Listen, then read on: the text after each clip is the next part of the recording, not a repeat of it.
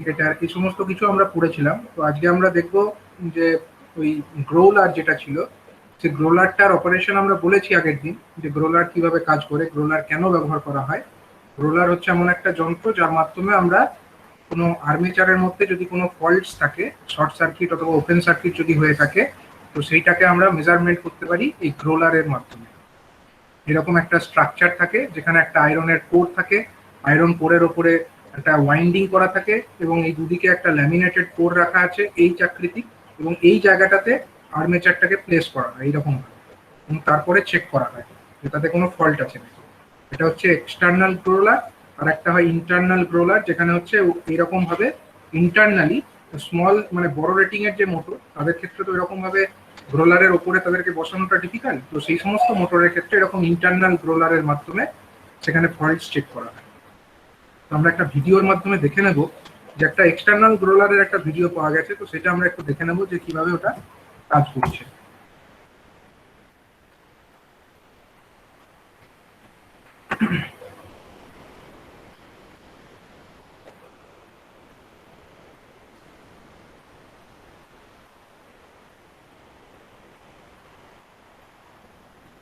এখানে এরা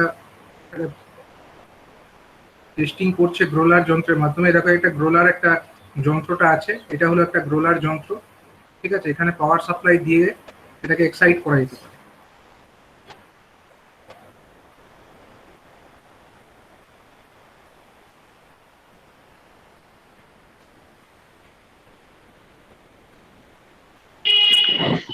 hello sir, বলছি শুনতে পাচ্ছি না ঠিকঠাক, আপনার কি নেটের প্রবলেম আছে?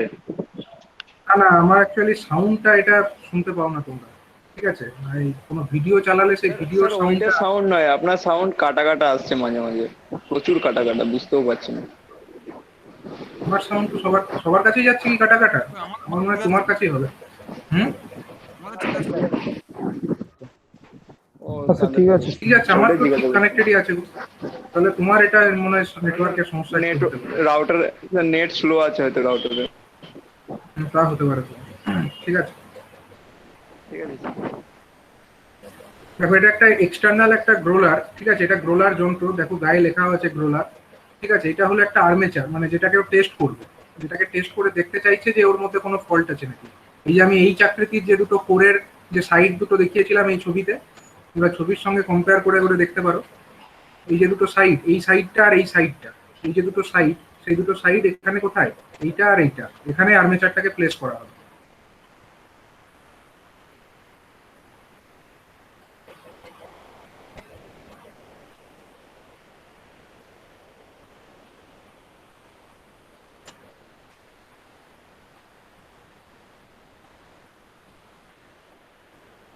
দেখো আর্মেচার যেটাকে টেস্ট করতে চাইছে সেটাকে গ্রাউলারের উপরে এইভাবে রেখে দিল, গ্রাউলারের উপর এইভাবে রেখে দিল।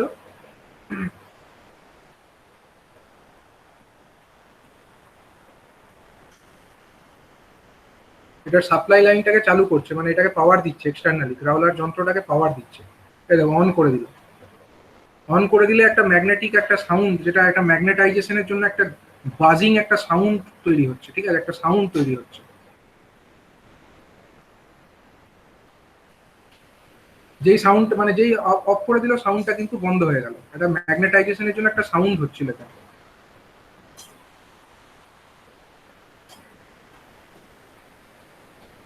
মানে যখনই এটাকে পাওয়ার সাপ্লাই দিচ্ছে গ্রাউলারটাকে, এই কোর যেটা আছে না, গ্রাউলারের যে কোর, মানে এই অংশটা আর এই অংশটা, এই অংশটা কিন্তু ম্যাগনেটাইজড হচ্ছে, ম্যাগনেটে পরিণত হচ্ছে। এবং এখানে যখনই কোনো একটা, ধরো একটা স্টিলের একটা পাতকে যখন রাখছে, সেটাকে টেনে নেবে। দেখো একটা ম্যাগনেটাইজেশনের জন্য একটা যখনই একটা জিনিসকে রাখছে, একটা টেনে নিচ্ছে।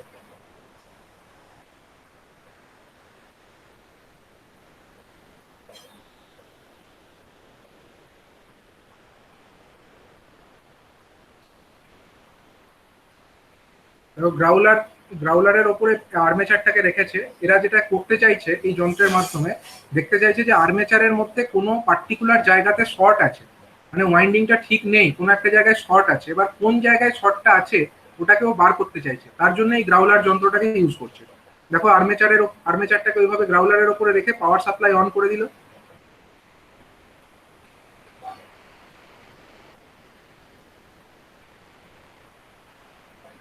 প্রথমে হচ্ছে আর শর্ট সার্কিট টেস্ট করবে, মানে আর্মেচারের মধ্যে কোনো পার্টিকুলার ওয়াইন্ডিং শর্ট হয়ে আছে নাকি সেটা টেস্ট করবে।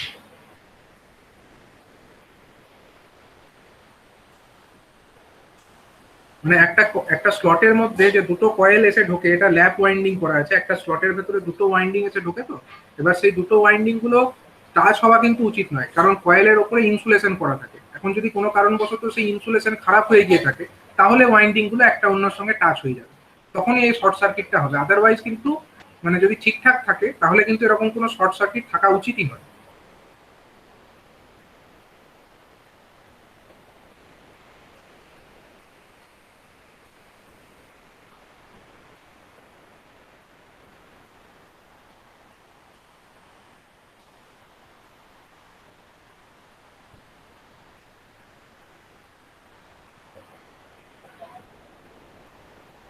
এই অন যেটা করলো, তারপরে এই যে স্টিলের যে প্লেটটা দেখতে পাচ্ছ, স্টিলের একটা ওই স্কেলের মতো, সেই স্টিলের স্কেলটাকে মানে নিয়ে যাবে ওই আর্মেচারের স্লট গুলোর কাছাকাছি নিয়ে যাবে।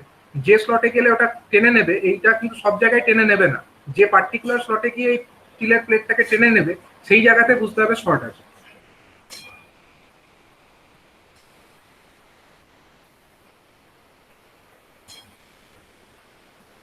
দেখো স্লটের ওপর এইভাবে রেখেছে, সব জায়গায় কিন্তু টানবে না ওটাকে। এটাকে পাওয়ার সাপ্লাই দিয়ে অন করেছে গ্রাউলারটাকে, তার উপরে আর্মেচারটা রেখেছে এবং সেখানে একটা ওই স্টিলের একটা পাতকে রেখেছে, কিন্তু সব জায়গায় কিন্তু ওটাকে টেনে নেবে না।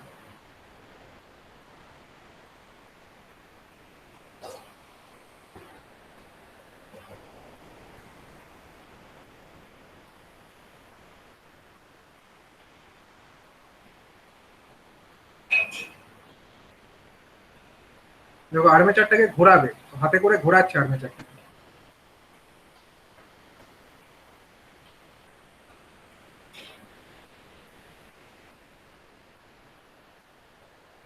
মানে আর্মেচারটাকে এমন ভাবে ঘোরাচ্ছে যাতে প্রত্যেকটা যে স্লট, এই একটা স্লট, এই একটা স্লট, এই একটা স্লট, প্রত্যেকটা স্লট এই যে ইয়েটা আছে, প্লেটটা আছে, তো সেই প্লেটটার তলায় আসে।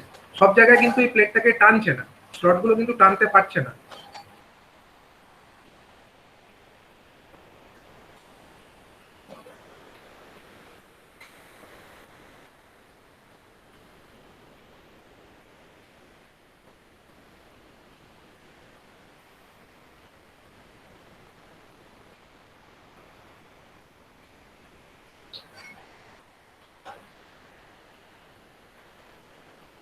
এই এই জায়গাটায় দেখো, এই জায়গাটায় যখন নিয়ে এলো ঘোরাতে ঘোরাতে, এই স্লটের উপরে যখন নিয়ে এলো, তখন এই প্লেটটাকে কিন্তু টেনে নিচ্ছে। তার মানে এই যে স্লট, পার্টিকুলার যে স্লটটার উপরে এনে নিলে টেনে নিচ্ছে, সেই স্লটের মধ্যে ফল্ট আছে বলে বুঝতে পারা যাচ্ছে।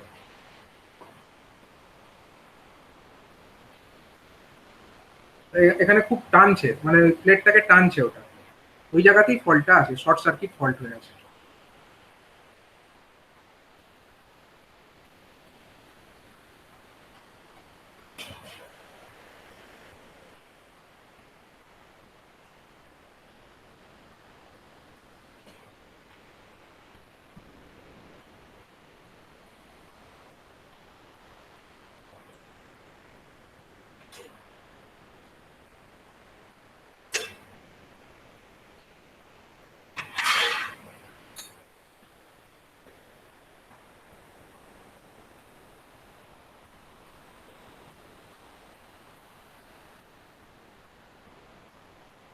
ঠিক আছে, মানে এটা এরা বলতে চাইছে যে এরকম ভাবে এই স্লটের উপরে যে জায়গায় ফল্ট হচ্ছে ওটাকে তো আইডেন্টিফাই করেই ফেললো। এবার ওটাকে বুঝতে পারা যাচ্ছে ফল্ট আছে, তাহলে তার উপরে ইনসুলেশনের নতুন করে করতে হবে, রি ইনসুলেট করতে হবে, মানে সেখানে ভার্নিশ দিতে হবে। এবং সেটা দিয়েও যদি ফল্টটা মিটে যায় ভালো, শর্ট সার্কিটটা যদি ওভারকাম হয়ে যায় তাহলে ভালো। আর যদি না হয় তাহলে মোটরটাকে রিওয়াইন্ডিং করতে হবে, নতুন করে আবার ওয়াইন্ডিং করতে হবে। এটা হচ্ছে রিওয়াইন্ডিং। এবার হচ্ছে এটা তো হয়ে গেল, এর মধ্যে শর্ট সার্কিট কি কোথাও আছে নাকি সেটাকে টেস্ট করলো। এবার কোথাও কোনো জায়গায় ওপেন আছে নাকি সেটাকে এবার টেস্ট করলো।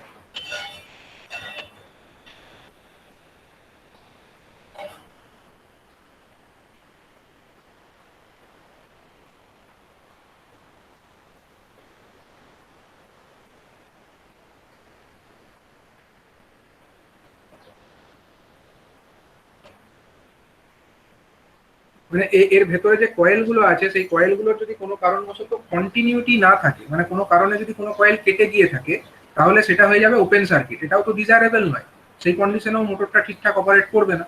তো সেই ফল্টটাকে আইডেন্টিফাই করবার জন্য ওপেন সার্কিট টেস্ট করা হয়, এই গ্রাউলারের মাধ্যমেই করা হয়।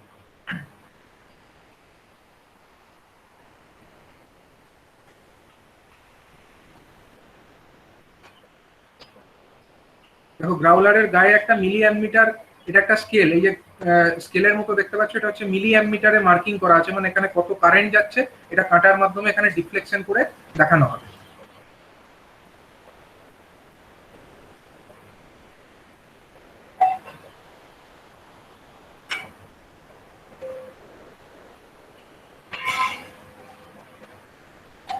মানে যেখানেই মানে এইটাকে আমরা এই গ্রাউলার যন্ত্রের এখানে দুটো প্রোব আছে, এই প্রোব দুটোকে কানেক্ট করতে হবে কোথায়, যে জায়গার যে দুটো পয়েন্টের মধ্যে আমরা চেক করতে চাইছি শর্ট আছে, মানে যে জায়গার মধ্যে আমরা মানে ওপেন সার্কিট আছে কিনা সেটা চেক করতে চাইছি, সেই দুটো জায়গাতে এই প্রোব দুটোকে কানেক্ট করতে হবে। লাল রঙের তোমরা দেখতে পাচ্ছ, এই প্রোব দুটোকে কানেক্ট করতে হবে যে জায়গাতে আমরা কন্টিনিউটি চেক করতে চাইছি। যদি কন্টিনিউটি থাকে, মানে কয়েল যদি ঠিকঠাক থাকে, ওপেন না থাকে, তাহলে এই কাঁটাটা ডিফ্লেক্ট করবে, এই অ্যামমিটারের কাঁটাটা ডিফ্লেক্ট করবে। আর যদি কাটা থাকে, কয়েল যদি কেটে গিয়ে থাকে, তাহলে কাঁটাটা ডিফ্লেক্ট করবে না।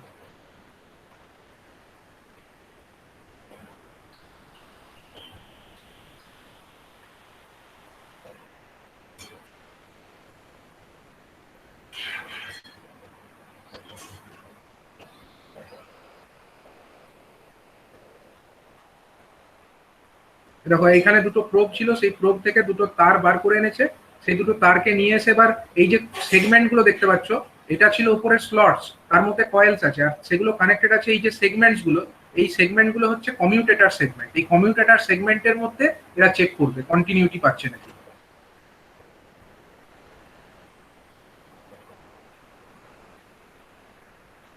এই দেখো দুটো পরপর সেগমেন্টের মধ্যে, এখানে ডিটেলে ছবিটা দেখিয়েছে, এটা একটা সেগমেন্ট, এর পরের একটা সেগমেন্ট, এই দুটো সেগমেন্টের মধ্যে মানে দুটো এই যে পয়েন্ট তার লাগিয়েছে, দুটো লাল রঙের তার দেখতে পাচ্ছ, সেটা হচ্ছে পরপর দুটো সেগমেন্টের মধ্যে লাগিয়েছে, এবং এইভাবে তারটাকে ঘোরাতে ঘোরাতে থাকবে, একের পর এক দুটো সেগমেন্টের মধ্যে চেক করতে থাকবে, এবং এই কাঁটাতে কিন্তু ডিফ্লেকশন আসা উচিত।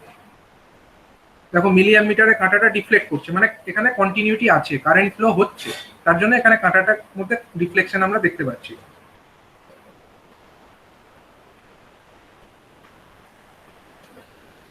এক একটা করে ও কমিউটেটর সেগমেন্টের উপরে এগিয়ে এগিয়ে যাচ্ছে।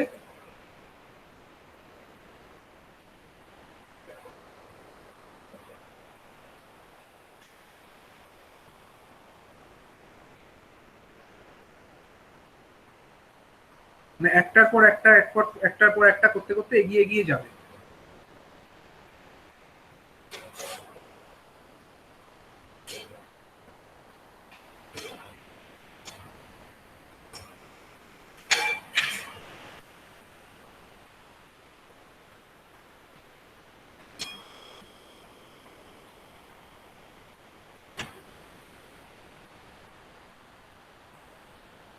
এই যে জায়গাটা এখানে দুটো পরপর সেগমেন্টের মধ্যে লাগিয়েছে এই দুটো যে প্রোব তাদেরকে, কিন্তু এখানে কিন্তু একদমই অ্যামমিটারের কাঁটাটা ডিফ্লেকশন হচ্ছে না, মানে এই জায়গাতে কিন্তু কয়েল কাটা আছে।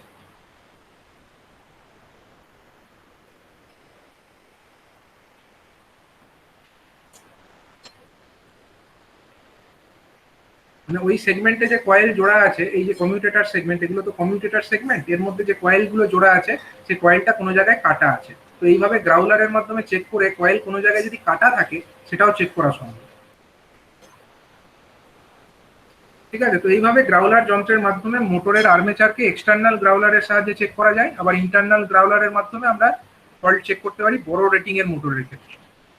ঠিক আছে, তো এই ভিডিও তোমরা ভালো করে আরো দেখে নিও, তাহলে আরো আইডিয়াটা তোমাদের ক্লিয়ার হয়ে যাবে।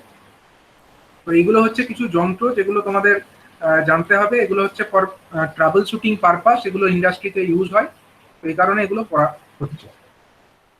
ঠিক আছে, তো এবার আমরা দেখবো যে কিছু ট্রাবল শুটিং চার্ট যেটা আছে। ট্রাবল শুটিং চার্ট মানে কি, কোনো ট্রাবল হলে কি কারণে হচ্ছে সেটা তো জানতে হবে, সেটাই হচ্ছে ট্রাবল শুটিং চার্ট।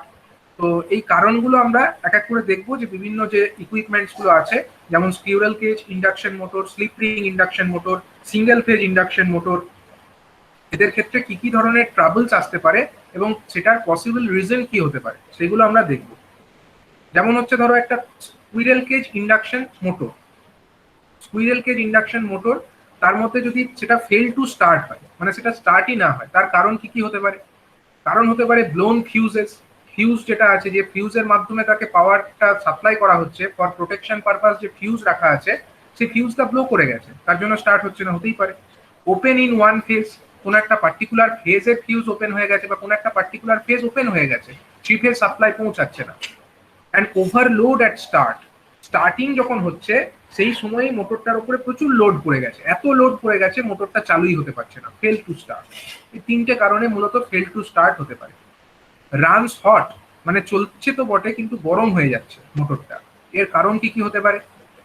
মেন কারণ হতে পারে ওভারলোড, যতটা লোডে সে চলার কথা তার থেকে অনেক বেশি লোডে চলছে, overload condition is a reason for running hot.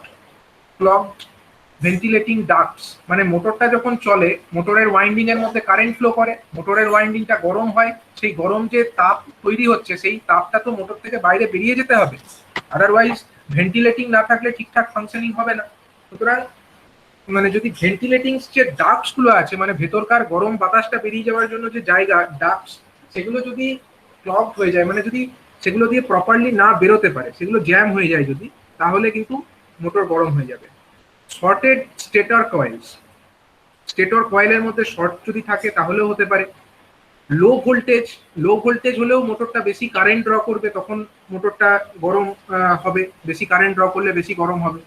High voltage হলে কি হয়, হাই ভোল্টেজেও মোটরটা বেশি গরম হবে, কারণ সেক্ষেত্রে মোটরের মধ্যে যে লসেস গুলো, মানে কোর লস যে পার্টটা, সেই ব্যাপারটা অনেক বেশি ঘটবে, এবং সেই কোর লস গুলো বেশি ঘটলেও তো সেখানে বেশি হিট তৈরি হবে এবং মোটরটা গরম হবে।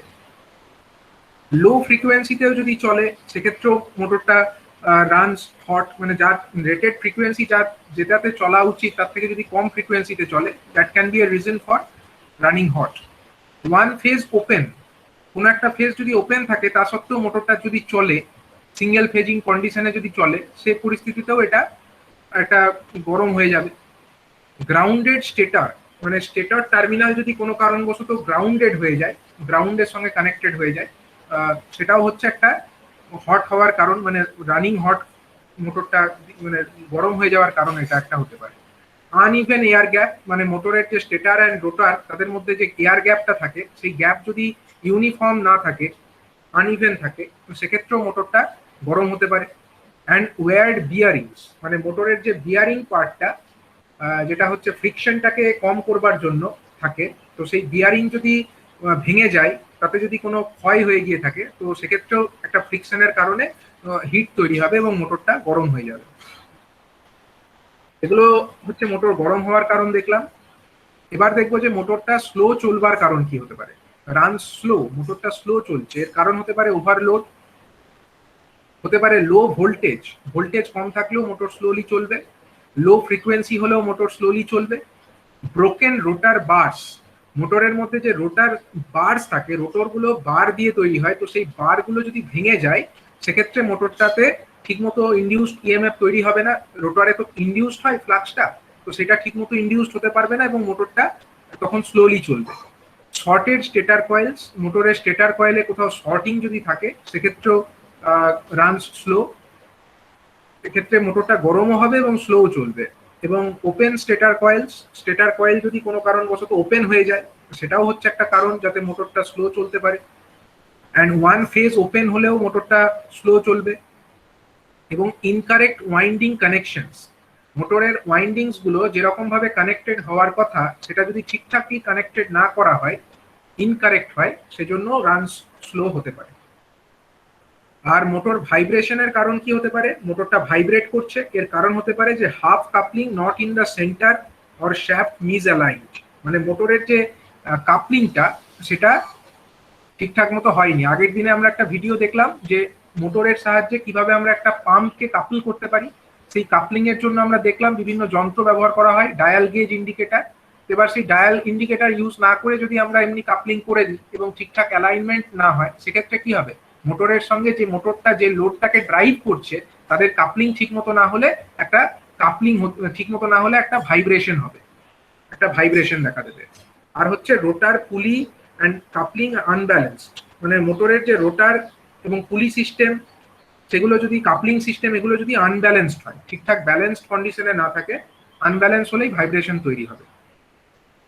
তো এগুলো হচ্ছে আমাদের ট্রাবল শুটিং চার্ট। তো এগুলো ট্রাবলগুলোকে শুট করবার জন্য, মানে সেগুলোকে সমাধান করবার জন্য রাস্তা খুঁজে বার করতে হবে। যেমন হচ্ছে মোটর ভাইব্রেশন না যদি হয়, তাহলে ডায়াল ইন্ডিকেটর দিয়ে দেখতে হবে ঠিকঠাক অ্যালাইনমেন্ট আছে কিনা, না থাকলে ঠিকঠাক অ্যালাইনমেন্ট করবার জন্য যে সিমস গুলোকে দিয়ে অ্যালাইনমেন্ট করতে হয় যে পদ্ধতিতে আগের দিন দেখা হলো, সেভাবে অ্যালাইনমেন্ট ঠিকঠাক করে নিতে হবে। নেক্সট, এই যে সমস্ত ব্যাপারগুলো, ওভারলোড, এগুলো তো বোঝাই যাচ্ছে যে ওভারলোডটাকে কম করতে হবে, ফ্রিকোয়েন্সি কম থাকলে সেটাকে ঠিক মতো করতে হবে। এবার স্টেটরের মধ্যে কোথাও কোনো শর্ট আছে কিনা সেই ব্যাপারগুলোকে চেক করা যেতে পারে, সেগুলোর জন্য এই গ্রাউলার যন্ত্র ইউজ করা যেতে পারে। আর মোটরের যে ফেজ, কোনো ফেজ ওপেন হয়ে গেছে কিনা সেই ব্যাপারগুলোকে চেক করা তো এমনি ফিজিক্যালি দেখাই সম্ভব, যে কোনো ফেজ ওপেন হয়ে গেছে কিনা সেগুলো ফিজিক্যাল কানেকশনস গুলোকে চেক করেই করা যেতে পারে। মোটরের বিয়ারিং যদি ওয়্যার্ড হয়ে গিয়ে থাকে তাহলে বিয়ারিং চেঞ্জ করতে হবে, বিয়ারিং চেঞ্জ করবার জন্য বিয়ারিং কুলার যন্ত্র ইউজ করা যেতে পারে। ঠিক আছে, তো এইগুলো আমরা করতে পারি troubleshooting of the three phase squirrel cage induction মোটরের জন্য। আরেক ধরনের ইন্ডাকশন মোটর হয় থ্রি ফেজ ইন্ডাকশন মোটর, সেটা হচ্ছে slip ring type induction motor. তাদের ক্ষেত্রে কি কি ট্রাবলস আসতে পারে এবং তাদের কি কি পসিবল রিজনস হতে পারে সেগুলো দেখব। যেমন হচ্ছে fails to start. Slip ring induction motor fails to স্টার্টের কারণ হতে পারে ব্লোন, ভুল লেখা হয়েছে, এটা হচ্ছে ব্লোন ফিউজেস হবে। যদি ফিউজ ব্লো করে গিয়ে থাকে তাহলে এটা একটা কারণ হতে পারে যে সেই মোটরটা স্টার্ট হবে না। ওপেন যদি থাকে, কোনো একটা পার্টিকুলার ফেজ যদি ওপেন হয়ে গিয়ে থাকে সেক্ষেত্রেও হতে পারে। এক্সেসিভ ওভারলোডের জন্য হতে পারে। আবার স্লিপ রিং যে ইন্ডাকশন মোটর, তাদের ক্ষেত্রে তো আবার স্লিপ রিং এর রেজিস্ট্যান্সটাকে অ্যাডজাস্ট করবার জন্য সেখানে রিওস্ট্যাট লাগানো থাকে। আমরা স্টার্টিং এর রেজিস্ট্যান্সটাকে বেশি রাখতে চাই, সেটার জন্য ওখানে রিওস্ট্যাট থাকে। এবার যদি সেই রিওস্ট্যাটের যে সিস্টেমটা রোটরে, সেই রিওস্ট্যাটের সিস্টেমটা কিন্তু আমাদের স্কুইরেল কেজ ইন্ডাকশন মোটরের ক্ষেত্রে ছিল না, কিন্তু স্লিপিং ইন্ডাকশন মোটরে তো রিওস্ট্যাট থাকবে। রিওস্ট্যাটকে রেজিস্ট্যান্স অ্যাডজাস্ট করে করে মোটরের স্পিডটাকে কন্ট্রোল করা হয়, তাহলে এটা তো থাকবে এখানে। এখন ওই রিওস্ট্যাট যদি কোনো কারণে ওপেন হয়ে গিয়ে থাকে তাহলেও মোটরটা স্টার্ট নেবে না। ইনঅ্যাডিকুয়েট ব্রাশ টেনশন, মানে স্লিপ রিংস গুলোকে যে ব্রাশের ওপরে মাউন্ট করা থাকে সেই ব্রাশ টেনশনস যদি ঠিক না থাকে, ঠিকঠাক না থাকে, তাহলেও মোটরটা স্টার্ট হবে না। Brushes do not hold the collector ring, যে স্লিপ রিংস সেগুলোকে ঠিকমতো ব্রাশটা কানেক্টেড না থাকলে সেখানে মোটর স্টার্ট নেবে না। And open in the rotor circuit, মোটরের রোটর পার্টে যদি ওপেন থাকে, ওপেন সার্কিট থাকলে কিন্তু সেটা স্টার্ট নেবে না। এতগুলো কারণ হতে পারে, মানে স্লিপ রিং এর ক্ষেত্রে যেহেতু অ্যাডিশনাল কিছু ফিচার্স থাকছে রোটার পার্টে, যেখানে ব্রাশ থাকছে, ব্রাশের ওপরে স্লিপ রিংস থাকছে, স্লিপ রিংস রেজিস্ট্যান্স অ্যাডজাস্ট করার জন্য রিওস্ট্যাট থাকছে, এই ব্যাপারগুলো থাকছে। এবার সেখানে এত কিছু থাকছে বলে সেখানে কিন্তু আরো বেশি চান্সেস আছে মোটরটা স্টার্ট না হওয়ার। তো এই ব্যাপারগুলোকে আরো বেশি করে দেখতে হবে স্লিপ রিং ইন্ডাকশন মোটর হলে। আর মোটর কেন গরম হতে পারে, রানস হট কেন হতে পারে, ওভারলোডের জন্য হতে পারে। ক্লগড ভেন্টিলেটিং ডাক্টস, মানে কি ভেতরকার গরম হাওয়া বাইরে বের হতে পারছে না, তার জন্য হতে পারে। লো ভোল্টেজ, হাই ভোল্টেজ, এগুলোর জন্য হতে পারে। আনইভেন এয়ার গ্যাপ যদি থাকে স্টেটার রোটারের মধ্যে তাহলেও মোটরটা এক্সেসিভলি গরম হতে পারে। Shorted stator coil, open stator coil, one phase open, এগুলোও কারণ হতে পারে যে মোটরটা চলবে তো বটে কিন্তু গরম হবে। আর হচ্ছে লো ফ্রিকোয়েন্সির জন্য হতে পারে, গ্রাউন্ডেড স্টেটারের জন্য হতে পারে এবং ওয়্যার্ড বিয়ারিং এর জন্য হতে পারে। মানে এই রান হট যে কন্ডিশনস গুলো, এটা হচ্ছে সিমিলার, যেটা আমাদের স্কুইরেল কেজ ইন্ডাকশন মোটরস এর ক্ষেত্রে আমরা দেখেছি গরম হয়ে যাওয়ার কারণ, সেই কারণগুলো এখানেও আমরা দেখতে পাচ্ছি। আর রানস স্লো হওয়ার কারণ হচ্ছে কি না, পসিবল রিজনস হচ্ছে ওভারলোড, যতটা লোড দেওয়ার কথা তার থেকে বেশি লোড পড়ে গেছে, লো ভোল্টেজ, লো ফ্রিকোয়েন্সি, এগুলোর জন্য হতে পারে। Too much resistance in the rheostat যেটা আছে সেখানে এক্সেসিভলি রেজিস্ট্যান্সটা বেশি পড়ে গেছে। মানে রিওস্ট্যাটটা বেসিক্যালি এখানে থাকে হচ্ছে আমাদের টর্কটাকে অ্যাডজাস্ট করবার জন্য। ঠিক আছে, তো টর্কটাকে বাড়ানোর জন্য, ইনিশিয়াল স্টার্টিং টর্ক আমরা বেশি পেতে চাই, সে সমস্ত অ্যাপ্লিকেশনের জন্য এগুলো slip ring induction motor mainly use করা হয়। আমরা টর্কটাকে বাড়াতে চাই, কিন্তু এত টর্ক বাড়াতে গিয়ে অনেক সময় রেজিস্ট্যান্সটা এত বেড়ে যায় রিওস্ট্যাটের যে মোটরটাই স্লো চলতে থাকে। And shorted stator coils. Stator কয়েলে শর্ট যদি থাকে তাহলেও মোটর স্লো চলবে, ওপেন থাকলেও স্লো চলবে, এবং ওয়ান ফেজ যদি ওপেন থাকে তাহলেও হবে, অ্যাজ ওয়েল অ্যাজ যদি রোটর সার্কিটে ওপেন থাকে তাহলেও কিন্তু মোটর স্লো চলতে পারে। And runs up slowly and overheated at light load, মানে মোটরটা আস্তে আস্তে চালু হচ্ছে কিন্তু হালকা লোড পড়লেই মোটরটা এক্সেসিভলি গরম হয়ে যাচ্ছে। এর কারণ হতে পারে যে part of the rotor winding is shorted to the motor frame, মানে মোটরের যে ফ্রেম আছে বা বডি আছে যেটা জেনারেলি আর্থের সঙ্গে কানেক্টেড আছে, তো সেই ফ্রেমের সঙ্গে মোটরের রোটর পার্টের যে ওয়াইন্ডিং সেটা কোনো কারণবশত শর্টেড হয়ে গেছে। এটার জন্য মোটরটা স্টার্ট নেবে কিন্তু খুব স্লোলি স্টার্ট হবে, স্পিড কম থাকবে, আর মোটরটা খুব গরম হয়ে যাবে অল্প লোড পড়লে। আর হচ্ছে স্লিপ রিংস আর shorted to the motor frame, মানে ওই রোটর পার্টে যে স্লিপ রিংসটা অ্যাডিশনাল ফিচার্স থাকছে এখানে স্লিপ রিং ইন্ডাকশন মোটরে, সেই স্লিপ রিংগুলো মোটরের ফ্রেমের সঙ্গে টাচ হয়ে যদি যায় তাহলে সেক্ষেত্রেও কিন্তু মোটরটা অল্প লোডেই খুব গরম হয়ে যাবে। এগুলো হচ্ছে বিভিন্ন ট্রাবলস যেগুলো আমরা স্লিপ রিং ইন্ডাকশন মোটরের ক্ষেত্রে দেখতে পাই। আচ্ছা, আরো কিছু হতে পারে যে motor fail to start under load, is noisy and stator current fluctuates, মানে মোটরটা লোডের আন্ডারে স্টার্টই হতে পারছে না, লোড অ্যাপ্লাই করে যখন মোটরটাকে স্টার্ট করতে চাইছি মোটরটা স্টার্টই নিচ্ছে না, এবং চললে সেটা একটা নয়েজ হচ্ছে, খুব এক্সেসিভ একটা নয়েজ হচ্ছে, এবং স্টেটার কারেন্টটা ফ্লাকচুয়েট করছে। এর কারণ হতে পারে কি? এর কারণ হতে পারে যে broken shoulder joint in the rotor windings. Rotor windings গুলোকে জয়েন্ট করে রাখা থাকে, মানে জয়েন্ট করা থাকে উইথ শোল্ডারিং, শোল্ডার জয়েন্ট থাকে, তো সেই জয়েন্ট গুলো যদি ভেঙে যায় তাহলে হতে পারে এরকম। আর slip ring rotor winding connections or leads, মানে ওখানেও থাকে এরকম শোল্ডার জয়েন্ট, স্লিপ রিং সেখানেও থাকে এবং লিডসেও থাকে, মোটরের যে টার্মিনালস সেই লিডস গুলোতেও এরকম থাকে। তো এই শোল্ডার জয়েন্টগুলো যদি কোনো কারণে ব্রেক করে যায় তাহলে কিন্তু মোটরটা খুব নয়েজ একটা তৈরি করবে এবং মোটরটাতে লোড দেওয়াই যাবে না, লোড দিলে মোটর স্টার্ট নেবে না, এরকমটা ঘটবে। আর excessive sparking between the brush and the slip rings, এর কারণ হতে পারে কি? Brushes are contaminated or improperly bedded. ব্রাশের ওপরে স্লিপ রিংস তো রাখা থাকে, এখন তাদের মধ্যে যদি স্পার্কিং হয় এর কারণটা কি? এর কারণ হচ্ছে যে ব্রাশের ওপরে প্রচুর কন্টামিনেশন হয়ে গেছে, প্রচুর ধুলোবালি জমা পড়ে গেছে, এবং তার জন্য হতে পারে, বা হতে পারে যে ব্রাশটাকে ঠিকমতো করে বেডিং করা হয়। এর আগে আমি একটা ভিডিওতে দেখিয়েছিলাম যে কি করে স্যান্ড পেপারের মাধ্যমে ব্রাশটাকে প্রপারলি বেডিং করানো হয়। মোটরের ক্ষেত্রে ব্রাশটাকে বেডিং করাতে হয়, মানে একটা খসখসে একটা দিক থাকে স্যান্ড পেপারে, সেদিক দিয়ে ঘষে ঘষে ব্রাশটাকে প্রপার সাইজে বা প্রপার শেপে নিয়ে আসতে হয় যাতে প্রপারলি বেডিং হয়। সেই বেডিং যদি ঠিকঠাক না থাকে তাহলে কিন্তু একটা স্পার্কিং হবে, ব্রাশ এবং স্লিপ রিং এর মধ্যে একটা স্পার্কিং হবে, স্লিপ রিং ইন্ডাকশন মোটরের ক্ষেত্রে এটা হবে। And brushes bind in the brush holder boxes, ব্রাশগুলোকে ব্রাশ হোল্ডারের মধ্যে বেঁধে রাখা আছে, ঠিকমতো যেভাবে প্রপারলি থাকা উচিত সেটা না থাকাতে সেটাকে কোনোভাবে টেম্পোরারি কাজ চালানোর মতো করে বেঁধে রাখা হয়েছে, এটাও একটা কারণ হতে পারে যে স্পার্কিং এর কারণ। Insufficient pressure between the brush and the slip ring, brush এবং স্লিপ রিং এর মধ্যে একটা স্প্রিং টেনশনের মাধ্যমে প্রপার প্রেশার মেনটেন থাকা উচিত, সেই প্রপার প্রেশারটাকে মেনটেন রাখার জন্য স্প্রিং থাকে। এখন সেসব না থেকে যদি সেগুলো খারাপ হয়ে যায় তাহলে ঠিকঠাক প্রেশার থাকবে না ব্রাশ এবং স্লিপ রিং এর মধ্যে, এবং তখনও এরকম একটা স্পার্কিং দেখতে পাওয়া যাবে। আর ব্রাশ সার্কিটটা যদি ওপেন হয়ে যায় সেখানে তো কন্টিনিউ একটা থাকা উচিত, কারেন্ট ফ্লো হচ্ছে কন্টিনিউ, সেখানে যদি কোনো কারণে ওপেন হয়ে যায়, ওপেন সার্কিট মানেই সেখানে একটা স্পার্কিং এর সম্ভাবনা, একটা গ্যাপ থাকবে, কারেন্ট একটা ভোল্টেজ ডিফারেন্স থাকবে, তাহলে সেখানে স্পার্কিং হবে, স্বাভাবিক ব্যাপার। তো সুতরাং ওপেন যদি থাকে ব্রাশ সার্কিটে সেটাও হচ্ছে একটা এক্সেসিভ স্পার্কিং এর কারণ। এইগুলো হচ্ছে স্লিপ রিং ইন্ডাকশন মোটরের ক্ষেত্রে বিভিন্ন ট্রাবলস। এটাই হলো trouble shooting chart for slip ring induction motors. এবার হচ্ছে সিঙ্গেল ফেজ যে ইন্ডাকশন মোটর তাদের ক্ষেত্রে কি প্রবলেম হতে পারে। সিঙ্গেল ফেজ ইন্ডাকশন মোটর যদি স্টার্ট না হয়, সিঙ্গেল ফেজ ইন্ডাকশন মোটর যেমন আমাদের ডোমেস্টিক যে ফ্যানস গুলো, এগুলো হচ্ছে ডোমেস্টিক ফ্যান আমরা দেখেছি, সেগুলো সিঙ্গেল ফেজ ইন্ডাকশন মোটর, তাদের ক্ষেত্রে স্টার্ট না হওয়ার কারণ কি হতে পারে? হতে পারে ব্লোন ফিউজেস, ফিউজ যদি ব্লো করে যায় তাহলে হবে, স্টার্ট হবে না। ডিফেক্টিভ স্টার্টিং মেকানিজম, তার যে স্টার্টিং মেকানিজমটা আছে সেই স্টার্টিং মেকানিজমে যদি কোনো ফেলিওর থাকে বা কোনো প্রবলেম থাকে, ধরো একটা কোনো স্টার্টারের মাধ্যমে আমরা ওটাকে স্টার্ট করছি, ঠিক আছে, তো সেই স্টার্টারটাই যদি খারাপ থাকে তাহলে তো মোটরটা স্টার্ট হবে না।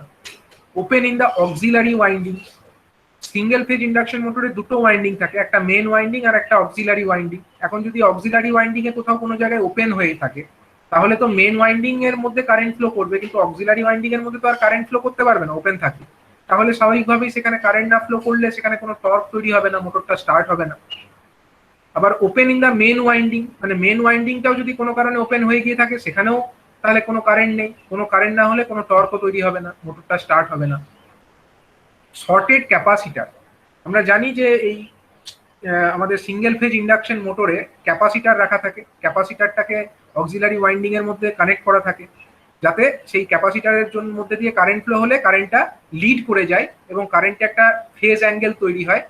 যত ফেজ অ্যাঙ্গেল তৈরি হবে মেন ওয়াইন্ডিং এর কারেন্ট এবং অক্সিলারি ওয়াইন্ডিং এর কারেন্টের মধ্যে, তত সেখানে বেশি টর্ক উৎপন্ন হবে। এখন যদি এই ক্যাপাসিটার যেটাকে আমরা অক্সিলারি ওয়াইন্ডিং এ লাগিয়ে রেখেছি সেটাই যদি আমার শর্ট হয়ে যায় তাহলে তো তার কোনো ক্যাপাসিটিভ এফেক্ট থাকবে না, তাহলে কারেন্টটা আর লিড করবে না।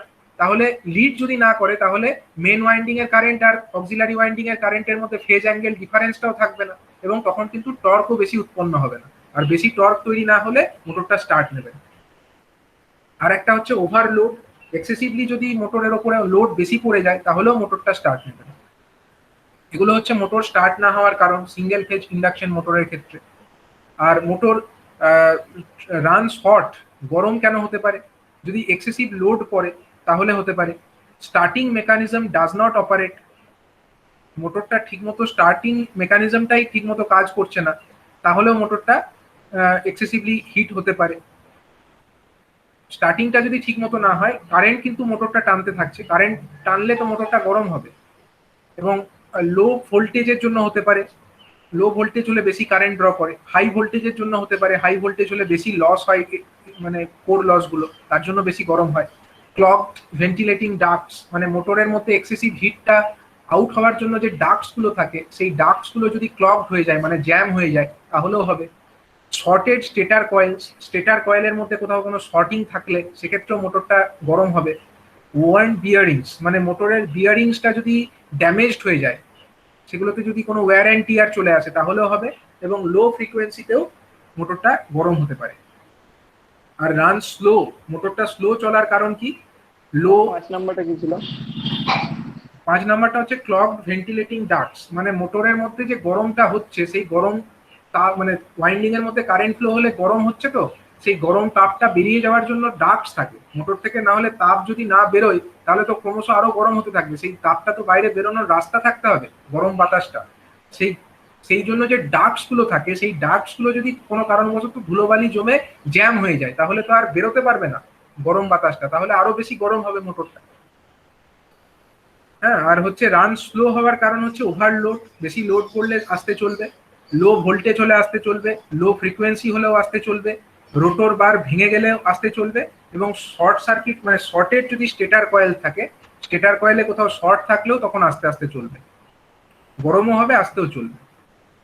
ঠিক আছে, তো এইগুলোই হচ্ছে আমাদের সিঙ্গেল ফেজ ইন্ডাকশন মোটরস এর ক্ষেত্রে ট্রাবল শুটিং চার্ট।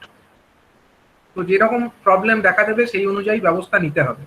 প্রবলেমটা অ্যাকচুয়ালি কি হচ্ছে সেটা ফার্স্টে তো তোমরা দেখেই বুঝতে পারবে, স্টার্ট হতে পারছে না, না গরম হয়ে যাচ্ছে, না আস্তে আস্তে চলছে, সেটা দেখেই বোঝা সম্ভব।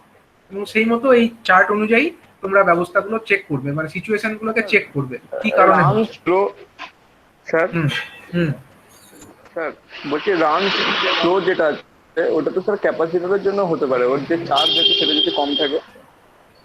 হ্যাঁ, এটাও একটা কারণ হতে পারে ঠিকই। ক্যাপাসিটারটা যদি মানে তার ফাংশনিংটা কমে যায়, ক্যাপাসিটারটার যদি তোমার ক্যাপাসিটেন্সের ভ্যালুটা যদি কমতে থাকে, আস্তে আস্তে শর্ট খারাপের দিকে যাচ্ছে, তো তখন একটা কারণ হতে পারে, ঠিকই হ্যাঁ বলেছো।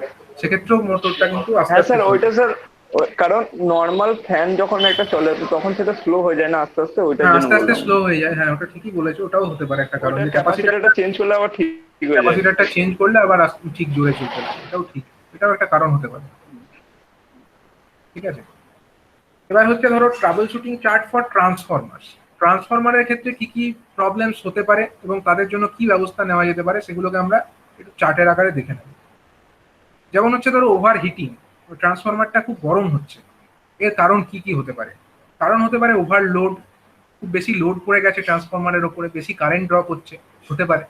Failure of the cooling system. ট্রান্সফরমারের যে কুলিং মেকানিজম, আমরা ট্রান্সফরমার ডিজাইনে ডিটেলে পড়বো, ঠিক আছে। কুলিং মেকানিজম জেনারেল আমরা যে ট্রান্সফরমার বাইরে দেখে থাকি সেগুলোতে থাকে না, সেগুলো হচ্ছে অয়েল ন্যাচারাল, এয়ার ন্যাচারাল, সেগুলো এরকম ভাবেই কুলিং হয়। এবার কিছু তো কুলিং সিস্টেম আছে, অয়েল তো আছে, অয়েলটাও তো কুলিং এর কাজটা করছে, ন্যাচারালি সার্কুলেটেড হোক কিন্তু কাজ তো করছে। এবার সেইগুলো যদি কোনো কারণে অয়েল বেরিয়ে গিয়ে থাকে, ট্রান্সফরমারে হয়তো ফুটো হয়ে গেছে, ট্রান্সফরমার থেকে অয়েল বেরিয়ে যাচ্ছে, তাহলে তেল যত বেরিয়ে যাবে তত কি হচ্ছে, কুলিং যেটা কাজ করছিল, তেলটা তো ঠান্ডা করার কাজটা করছিল, তেল বেরিয়ে গেলে ঠান্ডা করার কাজটা কে করবে? তাহলে কুলিং সিস্টেম কাজ করবে না, গরম হবে ট্রান্সফরমারটা। অ্যান্ড হাই অ্যাম্বিয়েন্ট টেম্পারেচার, যদি পারিপার্শ্বিক টেম্পারেচারটাই খুব বেশি গরম হয় তাহলেও সেটা ট্রান্সফরমারটাকে আরো বেশি গরম করে তুলবে। মানে বুঝতেই পারছো, গরমকাল, যখন গরমকালে তখন হচ্ছে ধরো হয়তো 50 ডিগ্রি সেলসিয়াস টেম্পারেচার উঠে গেছে, তো স্বাভাবিকভাবেই ট্রান্সফরমারের উপরে গরমকালে লোডও বেশি থাকে, আর ট্রান্সফরমার অ্যাম্বিয়েন্ট টেম্পারেচারও বেশি, তাহলে সেক্ষেত্রে তো ট্রান্সফরমারটা আরো বেশি গরম হবেই। তাহলে এক্ষেত্রে কি করা যেতে পারে না, check the cooling system, whether the fans are operating, whether the oil and water is circulating, reduce the load on the transformer। মানে এগুলো দেখতে হবে যে ট্রান্সফরমারের অনেক সময় থাকে, ট্রান্সফরমারের ফ্যানের অ্যারেঞ্জমেন্ট থাকে, হ্যাঁ, ট্রান্সফরমারের মধ্যে এয়ার সার্কুলেট করানোর জন্য ফ্যানের অ্যারেঞ্জমেন্ট করা থাকে, এয়ার ফোর্স সিস্টেম থাকে, অয়েলও ফোর্স করা যেতে পারে, অয়েল ফোর্স সিস্টেমও থাকে। তো সেগুলো দেখতে হবে যে সেই যেগুলোর মাধ্যমে আমরা এয়ারটাকে ফোর্স করছি ট্রান্সফরমারকে ঠান্ডা রাখার জন্য, সেই মেকানিজমটা ঠিকমতো কাজ করছে কিনা, অথবা যে অয়েলটা বা ওয়াটারটা আছে সেটা ঠিকমতো সার্কুলেটেড হচ্ছে কিনা। এগুলো জেনারেলি বড় রেটিং এর ট্রান্সফরমারের ক্ষেত্রে থাকে, অয়েল সার্কুলেট করানোর জন্য থাকে, এয়ার সার্কুলেট করানোর জন্য থাকে, বা ওয়াটার সার্কুলেট করানোর জন্য থাকে। এগুলো খুব বড় রেটিং এর ট্রান্সফরমারে এই অ্যারেঞ্জমেন্ট থাকে। এবার যদি ট্রান্সফরমারটা খুব গরম বেশি হয়ে থাকে তাহলে ট্রান্সফরমারের লোডটাকে কম করার চেষ্টা করতে হবে, ট্রান্সফরমারের লোড কিছু কমানোর চেষ্টা করতে হবে। And if the transformer of if the coil of মানে temperature of the coil is high, যদি টেম্পারেচারটা কয়েলের টেম্পারেচারটা খুব বেশি হাই হয়ে থাকে তাহলে switch off the transformer till safe temperature is reached. ট্রান্সফরমারের যে কয়েলের টেম্পারেচার আমরা দেখবো কি করে? কয়েল টেম্পারেচার দেখার জন্য আমরা জানি আমাদের যে যন্ত্র আছে ওয়াইন্ডিং টেম্পারেচার ইন্ডিকেটর, WTI কিভাবে ফাংশন করে আমি আগে একটা ক্লাসে বলেছি। সেই ওয়াইন্ডিং টেম্পারেচার ইন্ডিকেটরের মাধ্যমে আমরা প্রতি মুহূর্তে দেখতে পাবো যে ট্রান্সফরমার ওয়াইন্ডিং এর টেম্পারেচারটা কত আছে। তাহলে সেখান থেকে যদি দেখি যে তার যা লিমিট আছে, ধরো ট্রান্সফরমার ওয়াইন্ডিং এর টেম্পারেচারের লিমিট অ্যালার্ম সেট করা আছে 85 ডিগ্রি, আর ট্রিপ সেট করা আছে 90 ডিগ্রি সেলসিয়াস, এরকম তো সেট করাই থাকে। তো ধরো 90 ডিগ্রি সেলসিয়াস হয়ে গেছে, তাহলে আমরা আর ট্রান্সফরমারটাকে চালিয়ে লাভ নেই, রিস্কি হয়ে যাবে। ট্রান্সফরমারটাকে আমরা অফ করে দেবো কিছুক্ষণের জন্য, ট্রান্সফরমারটাকে অফ করে দেবো, তার লোডটা কেটে দেবো, ট্রান্সফরমার অফ করে দেবো, তাহলে আস্তে আস্তে তার ওয়াইন্ডিং এর টেম্পারেচারটা কমে আসবে, কমে গিয়ে একটা অ্যাম্বিয়েন্ট টেম্পারেচারে পৌঁছাবে, এবং তারপরে আমরা আবার সেটাকে চালু করতে পারি, ঠান্ডা করে নিতে হবে। And if the overload problem is occurring for long duration, install another transformer in parallel। যদি দেখি যে আমরা যে কোনো জায়গায় লোড এত বেশি হচ্ছে, ওভারলোড এত বেশি কোনো জায়গায়, যে ট্রান্সফরমারটা খুব বেশি গরম হয়ে যাচ্ছে, তাহলে কি করতে হবে, সেই ট্রান্সফরমারের লোডটাকে ক্যাটার করবার জন্য তার পাশে আরেকটা ট্রান্সফরমার বসিয়ে দিতে হবে। তাহলে ট্রান্সফরমারের একটা ট্রান্সফরমারের উপরে সব লোডটা পড়বে না, সেটা ভাগ হয়ে যাবে দুটো ট্রান্সফরমারের মধ্যে। And if ambient temperature is higher than the considered in specification of transformer, derate the transformer। মানে ট্রান্সফরমারটাকে আমাদেরকে ডিরেটিং করতে হবে। মানে যদি আমাদের যেটা ট্রান্সফরমার গুলো যে ম্যানুফ্যাকচার করেছে, যারা ম্যানুফ্যাকচার করেছে তারা তো একটা পার্টিকুলার টেম্পারেচারের ভিত্তিতে ম্যানুফ্যাকচারিংটা করেছে, এবং সেখানে যে স্পেসিফিকেশনস গুলো লিখেছে যে এত ডিগ্রি টেম্পারেচার রাইজ অ্যালাউ করা যেতে পারে, হয়তো সেটা ম্যানুফ্যাকচার হয়েছে এমন জায়গায় সেখানে হয়তো অ্যাম্বিয়েন্ট টেম্পারেচার 20 ডিগ্রি সেলসিয়াস বা 25 ডিগ্রি সেলসিয়াস, ঠিক আছে। এবার সেখানে ম্যাক্সিমাম টেম্পারেচার রাইজ হয়তো বলে দিয়েছে 65 ডিগ্রি সেলসিয়াস, মানে যা টেম্পারেচার আছে তার থেকে আরো 65 ডিগ্রি সেলসিয়াস বাড়ানো যেতে পারে, এটা বলে দিয়েছে। সেটা তোমার ট্রান্সফরমারের গায়ে লেখা আছে যে 65 degree Celsius temperature rise allow করা যেতে পারে। এবার সেইটা দেখে যদি তুমি ইনস্টল করো, আর তোমার যেখানে ইনস্টল করেছো সেখানে হয়তো অ্যাম্বিয়েন্ট টেম্পারেচার 45 ডিগ্রি সেলসিয়াস, খুব গরম জায়গা, ঠিক আছে, অলরেডি নর্মাল টেম্পারেচারই 45 ডিগ্রি সেলসিয়াস, সেখানে তো আর আমি 65 degree Celsius temperature rise allow করতে পারি না। সেখানে আমাকে দেখতে হবে যে 25 ডিগ্রি সেলসিয়াস অ্যাম্বিয়েন্ট টেম্পারেচার হলে আমরা 65 degree Celsius temperature rise allow করতে পারতাম, কিন্তু আমার যখন অলরেডি অ্যাম্বিয়েন্ট টেম্পারেচারটাই 45 ডিগ্রি, আমি তো আর 65 ডিগ্রি বাড়াতে পারবো না। আমার কাছে ম্যাক্সিমাম অ্যালাউয়েবল লিমিট কত থাকবে, ওই 65 মাইনাস আমার যতটা বেশি অ্যাম্বিয়েন্ট টেম্পারেচার আছে, মানে 20 ডিগ্রি সেলসিয়াস, 65 মাইনাস 20 মানে 45 ডিগ্রি আমি বাড়াতে পারি। ম্যাক্সিমাম টেম্পারেচার রাইজটা আমি ম্যাক্সিমাম 45 ডিগ্রি অ্যালাউ করতে পারি। তো এইভাবে সেটাকে ডিরেট করে দিতে হবে। যদি আমার অ্যাম্বিয়েন্ট টেম্পারেচার, যেখানে আমি অ্যাকচুয়ালি ট্রান্সফরমারটাকে বসাচ্ছি, সেই জায়গাকার টেম্পারেচার যদি অলরেডি আমার বেশি হয়, তাহলে আমাকে ট্রান্সফরমারের ডি রেটিং করে নিতে হবে। যেটা নেম প্লেটে লেখা আছে সেই অনুযায়ী কাজ করলে চলবে না তখন। আর হচ্ছে সাস্টেন্ড একটা ট্রাবল হতে পারে কি, sustained high voltage on primary resulting in overheating in the core due to overfluxing. যদি কন্টিনিউ একটা ওভার ভোল্টেজ আসতেই থাকে ট্রান্সফরমারের মধ্যে, ধরো ট্রান্সফরমারের যে হাই ভোল্টেজ ওয়াইন্ডিং, সেখানে কন্টিনিউয়াসলি হাই ভোল্টেজ পড়ছে, সেটাও একটা কিন্তু ট্রাবল। এর কারণ কি হতে পারে? কারণ হতে পারে poor voltage control of the power system due to shunt reactance and tap changing transformers to control the bus bar voltage within specified limit. ঠিক আছে, মানে ধরো ট্রান্সফরমার যেগুলো আছে, সেই ট্রান্সফরমারে তো পাওয়ারটা আসে কোনো একটা অন্য ট্রান্সফরমার থেকেই তো আসে। আমরা যদি একটা ট্রান্সমিশন সিস্টেমের ট্রান্সফরমারের কথা কনসিডার করি, এটা যদি আমার একটা, সাপোজ আমি ট্রান্সফরমারের সিম্বল দিয়েই আঁকি, ধরো এটা একটা ট্রান্সফরমার, এটা ধরো আমার একটা ট্রান্সমিশন সাবস্টেশনের ট্রান্সফরমার। ঠিক আছে, ধরো এটা হলো আমার 132 কেভি বাই 33 কেভির একটা ট্রান্সফরমার। এই ট্রান্সফরমার থেকে যে পাওয়ারটা আসছে, সেই পাওয়ারটা ঢুকছে কোথায়? আমার ডিস্ট্রিবিউশন সাবস্টেশনে যে ট্রান্সফরমার আছে, সেই ট্রান্সফরমারের রেটিং কত? সেটা হচ্ছে 33 কেভি বাই 11 কেভি ট্রান্সফরমার। ঠিক আছে, 11 কেভি ট্রান্সফরমার। এবার এই যে লাইন, এই লাইন তো, এই লাইনের মধ্যে ভোল্টেজ ড্রপ হতে পারে, অনেক বড় লাইন হতে পারে, হয়তো এই ট্রান্সমিশন সাবস্টেশনটা যেখানে আছে সেখান থেকে আমার ডিস্ট্রিবিউশন সাবস্টেশনের দূরত্ব হয়তো 20 কিলোমিটার। তাহলে এত যে দৈর্ঘ্য মানে যে লাইনটা আছে, এই দীর্ঘ লাইনের মধ্যে ভোল্টেজটাকে ঠিকঠাক রাখার জন্য আমরা কি করতে পারি? আমরা মাঝে মধ্যে এখানে ক্যাপাসিটার ব্যাংক ইউজ করতে পারি। ক্যাপাসিটার ব্যাংক ইউজ করলে কি হবে? এখানে ভোল্টেজটা একটু বাড়িয়ে দেওয়া যেতে পারে। ঠিক আছে, এই সব করা হয়, ক্যাপাসিটার ব্যাংক লাগানো হয়। আবার হয়তো এই যে আমাদের ইয়ে আছে, ট্রান্সমিশন সাবস্টেশনের যে ট্রান্সফরমারটা আছে, এই ট্রান্সফরমারের 33 কেভি আউটপুটে বজায় রাখা উচিত। এবার এর কাছেও তো কোনো একটা জায়গা থেকে পাওয়ারটা এসছে, এর কাছে হয়তো অন্য কোনো একটা সাবস্টেশন থেকে এসছে, হয়তো 400 কেভি সাবস্টেশন থেকে এসছে, বা যে কোনো একটা সাবস্টেশন থেকে আসুক। কত আসা উচিত? 132 আসা উচিত। এবার মনে করো এর কাছে 132 আসেনি, এর কাছে যে লাইন আছে এই লাইনে 132 মনে করো আসেনি, এর কাছে হয়তো 138 এসছে। 132-এর জায়গায় ধরো 138 কেভি এর কাছে চলে এসছে কোনো কারণে, মানে ওই দিক থেকে সেন্ডিং এন্ড যেটা আছে সেদিক থেকে বেশি ভোল্টেজ এসে গেছে, পাওয়ার যে স্টেশন আছে সেখান থেকে হয়তো 138 কেভি এসছে। এবার এ কি করবে? একে তো এটাকে 33 কেভি তৈরি করতে হবে। এবার এর এখানে ট্যাপ চেঞ্জার থাকা উচিত, মানে যাই ইনপুট আসুক না কেন আউটপুটে 33 কেভি রাখা উচিত। কিন্তু মনে করো ট্রান্সমিশন সাবস্টেশনে যে অপারেটর আছে সে ঠিকমতো অপারেশন করতে পারেনি এবং ট্যাপ চেঞ্জার গুলো ঠিকঠাক কাজ ফাজ করেনি, তার ফলে এখানে 138 কেভি আসাতে এখানে 33 কেভি তো আর বেরোবে না। 132 এলে 33 বেরোতো, কিন্তু 138 এলে তো আর 33 বেরোবে না, 33-এর থেকে একটু বেশিই বেরোবে, গ্রেটার দেন 33 কেভি কিছু একটা বেরিয়ে গেল। অলরেডি আমার এখানে আবার কিছু কি আছে, শান্ট ক্যাপাসিটার ইত্যাদি আছে। তো এই সমস্ত করার ফলে আলটিমেটলি যে ভোল্টেজটা আমার এই ডিস্ট্রিবিউশন সাবস্টেশনে এসে পৌঁছাবে, সেই ট্রান্সফরমারে এসে পৌঁছাবে, এখানে কি আর 33 পৌঁছাবে? 33-এর থেকে বেশিই পৌঁছাবে, গ্রেটার দেন 33 কেভি পৌঁছে যাবে। ঠিক আছে, তার মানে কি, যদি আমার যে সমস্ত অপারেটিং মানে পাওয়ার সিস্টেমে যে কম্পোনেন্টস গুলো ছিল, যেমন এখানে আমাদের ছিল কি, এখানে আমাদের ট্যাপ চেঞ্জার ছিল, সে ঠিক মতো কাজ করেনি। এখানে আমাদের কি ছিল? শান্ট ক্যাপাসিটার ছিল, এটাও ঠিক মতো কাজ করেনি। এটাকে আমাদের ঠিক মতো অপারেট করানোর জন্য কোনো সিস্টেম থাকা উচিত, যে ভোল্টেজ যখন ঠিকঠাক আছে তখন এটা অফ হয়ে যাওয়া উচিত। তাহলে এগুলো ঠিকঠাক কাজ করেনি, পাওয়ার সিস্টেম ঠিকমতো কাজ করেনি। তার ফলে কি হতে পারে? ট্রান্সফরমারের মধ্যে বেশি ভোল্টেজ চলে আসবে, এবং বেশি ভোল্টেজ যদি চলে আসে স্বাভাবিকভাবেই তার কোরের মধ্যে বেশি লসেস হবে, কোরের মধ্যে এক্সট্রা ফ্লাক্স তৈরি হবে। কারণ ফ্লাক্স মানে আমরা কি জানি? ফ্লাক্স মিনস হচ্ছে কি ভি বাই এফ। ফ্লাক্স মানে কি? ফ্লাক্স মানে হচ্ছে ভি ডিভাইডেড বাই এফ। তাহলে ভি যদি বেশি হয়, মানে ভোল্টেজ যদি বেশি হয়, স্বাভাবিকভাবেই ফ্লাক্সটাও আমার বেশি হবে, ফ্লাক্সটাও আমাদের বেশি হবে। ঠিক আছে, সুতরাং এই ওভার ফ্লাক্সিং এর ঘটনা ঘটবে যদি আমাদের ঠিকমতো ভোল্টেজ রেগুলেশন না করা থাকে। তাহলে এইরকম যদি একটা প্রবলেম হতে থাকে, সাস্টেন যদি প্রবলেম হতে থাকে, তার জন্য কিন্তু একটা সময় ট্রান্সফরমার ফেলিওর হয়ে যাবে। সুতরাং এর জন্য কি দরকার? ট্রান্সফরমারে ওভার ফ্লাক্সিং প্রোটেকশন থাকা দরকার। এবং ট্রান্সফরমারে যদি কন্টিনিউ এরকম ওভার ফ্লাক্সিং হতে থাকে, ট্রান্সফরমারের কোরটা একসময় স্যাচুরেটেড হয়ে যাবে। ট্রান্সফরমার কোর স্যাচুরেট হয়ে গেলে ট্রান্সফরমার ঠিকমতো ফাংশনই করবে না, মানে যতটা ইনপুট এলে যত আউটপুট দেওয়ার কথা, ওই ব্যাপারটা লিনিয়ার ওয়েতে আর হবেই না।